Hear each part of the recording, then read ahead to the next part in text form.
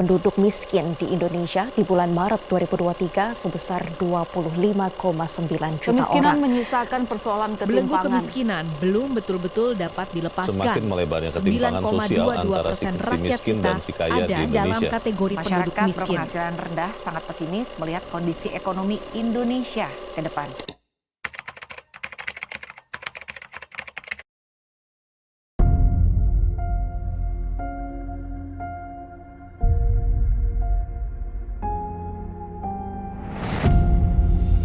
Kemiskinan di Indonesia masih menjadi suatu permasalahan fenomenal di masyarakat. Kita semua setuju bahwa kemiskinan merupakan sebuah kondisi di mana masyarakat tidak memiliki akses terhadap sesuatu. Kemiskinan tercipta sebab sistem pembangunan yang tidak merata dan membuat masyarakat tidak dapat menguasai sumber daya dan fasilitas ekonomi.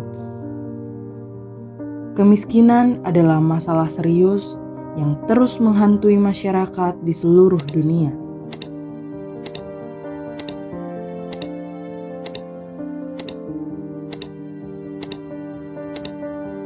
Terlepas dari upaya besar yang telah dilakukan oleh pemerintah, LSM, dan individu untuk mengatasi kemiskinan, jutaan orang masih hidup dalam kondisi penuh kekurangan dan ketidakpastian.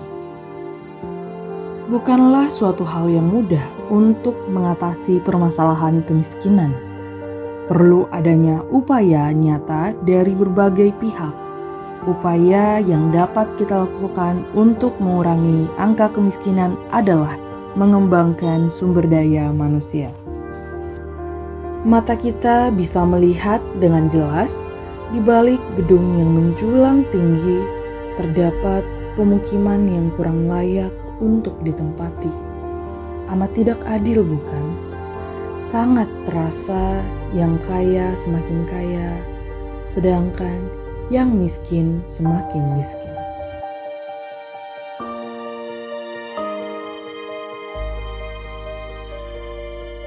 Batang-batang Tuhan belum datang dalam.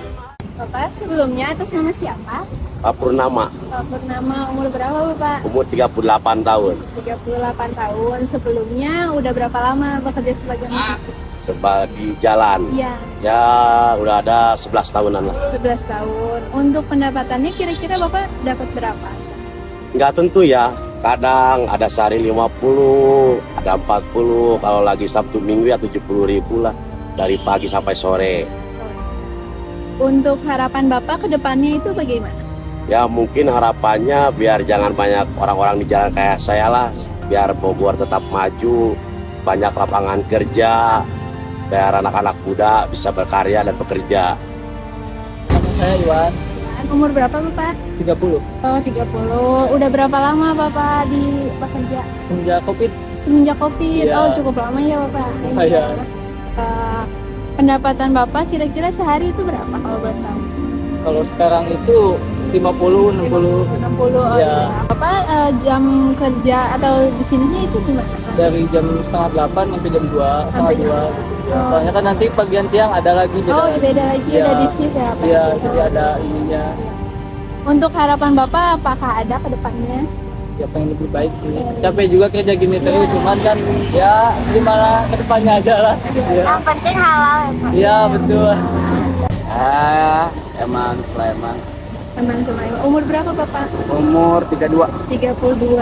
Oke, udah berapa lama Bapak kerja di sini? Kerja saya ngebadut. Ya, Kalau ngebadut sih saya baru-baru ya, soalnya biasanya kan gak setiap hari ngebadut, maksudnya saya selingan. Biasanya saya kerja bangunan, berhubung saya ini gak ada kerjaan, daripada keluarga di rumah, istilahnya gimana ya, tahu buat bahan hidup lah istilahnya. Jadi saya di jalan gitu. iya Pak. Ya. Untuk kira-kira untuk pendapatannya Bapak itu sehari berapa? Gak tentu. Oh, nggak tentu. Iya. Iya. Ya, ada tentu. Kadang 50.000 mah dapat sih. Ya, Ada harapan nggak Bapak kira-kira untuk kedepannya? ada dong itu pasti. Apa itu Pak? Harapan saya. Iya. Ya. Harapan saya nyekolahin anak.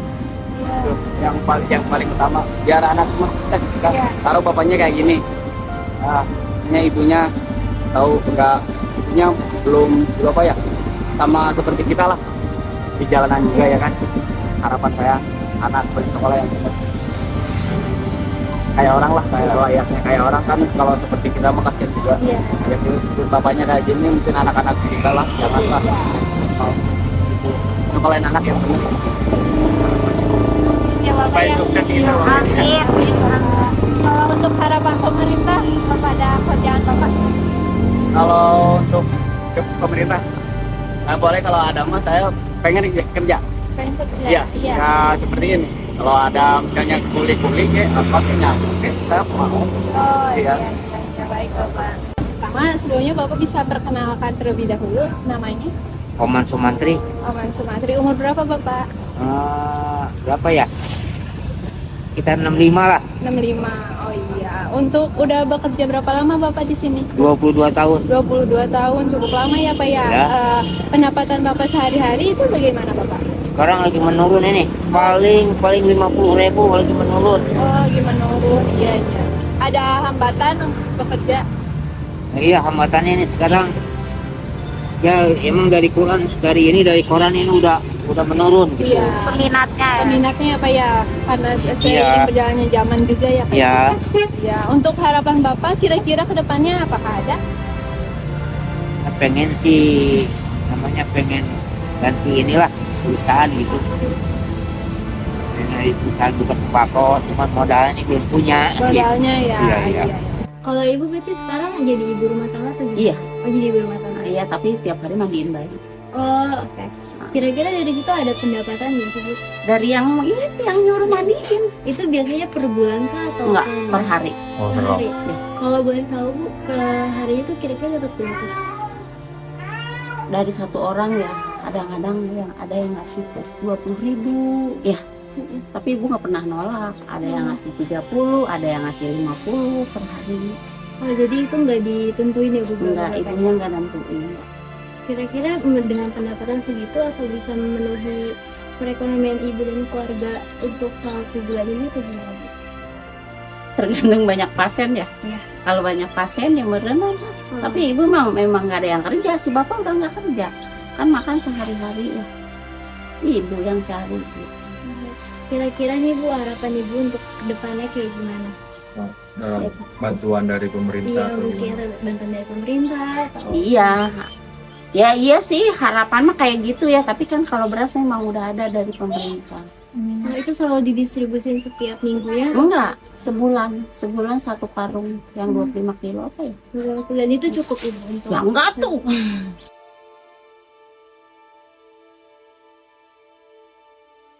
Kemiskinan yang terjadi di Indonesia merupakan akibat dari kurangnya perhatian pemerintah terhadap daerah-daerah di pedalaman. Selain itu, kemiskinan juga menjadi sebab anak-anak menjadi putus sekolah karena harus membantu orang tuanya untuk bekerja. Jika diingat kembali, Indonesia juga pernah mengalami pandemi COVID-19 pada tahun 2020 yang mengakibatkan banyak orang kehilangan pekerjaannya. Bertahan di kondisi yang sangat sulit itu bukanlah hal yang mudah. Selama 2 tahun lamanya kita hanya bisa berdiam di rumah dan memiliki batasan untuk melakukan pekerjaan. Pandemi COVID-19 menjadi salah satu faktor angka kemiskinan di Indonesia semakin meningkat. Menurut Badan Pusat Statistik, angka kemiskinan di Indonesia pada tahun 2019 terhitung 24,8 juta penduduk.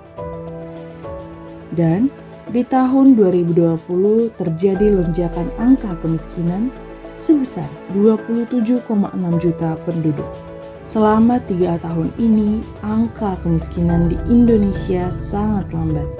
Bahkan sampai tahun 2023 pun, angka kemiskinan masih belum kembali seperti tahun 2019.